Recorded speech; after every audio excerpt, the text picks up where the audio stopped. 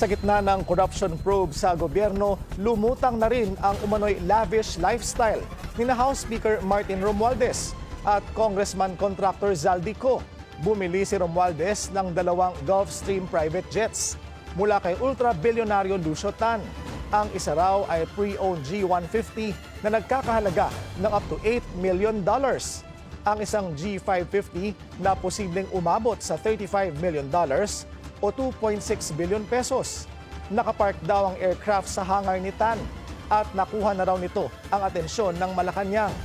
Si Zaldico naman na nasa Amerika, pinupull out na umano ang kanyang sariling fleet ng luxury jets at choppers sa Pilipinas.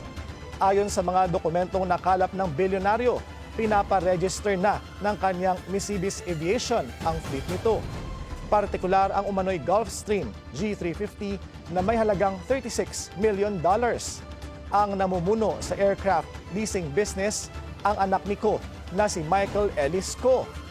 Meron din umanong 5 luxury Bell choppers ang Missibis Aviation na ginagamit para ihatid ang guests sa luxury resort ng kongresista sa Albay.